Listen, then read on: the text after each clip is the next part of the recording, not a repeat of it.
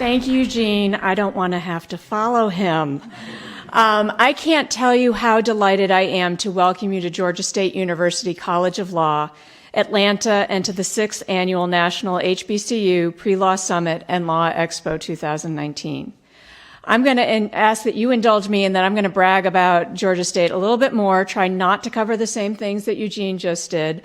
But I think it helps to explain why I am absolutely thrilled to welcome the summit back to Georgia State and to see all of you here. Georgia State University has become a leader in student success, and through sustained efforts over the last decade has become the first university to eliminate the graduation gap based on race, ethnicity, and income.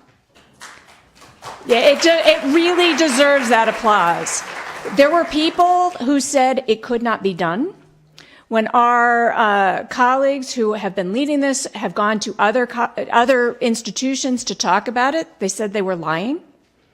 And they did that without changing the fact that we have, as Eugene pointed out, one of the most diverse student bodies out there.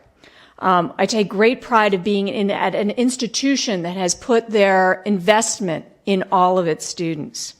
Georgia State also graduates more African Americans than any other nonprofit institution in the country. At Georgia State Law, in addition to those accolades that Eugene pointed out, we've also been consistently ranked a best diversity school. And the reason why I share those comments with you is not to underscore how great we are, although I'm very proud of it, but really to underscore how we support the mission of what this summit is about. I really am delighted to have you here and to recognize law is not nearly as diverse as it ought to be, as it could be, or as it needs to be. And despite popular depictions of lawyers out there, and I do collect them all, and I was at a meeting yesterday where lawyers were referred to as perhaps being in the underworld, I view lawyers as problem solvers, right? And if you've been paying attention, there are a lot of problems out there in the world, some very complex, important problems that need our attention. And we will be much better equipped to address those problems if your voices, if your talents are at the table and contributing to that problem solving.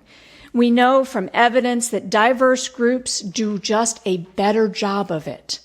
So we need to figure out, we need you in the profession. Lawyers have an impact well beyond their practice as well, whether it's in the courtroom, in the boardroom, wherever they happen to be. They're leaders in all areas of life as well. So again, we need your leadership, we need your involvement. So I hope, as has already been urged, that you go out, you participate fully in this summit that is here for you.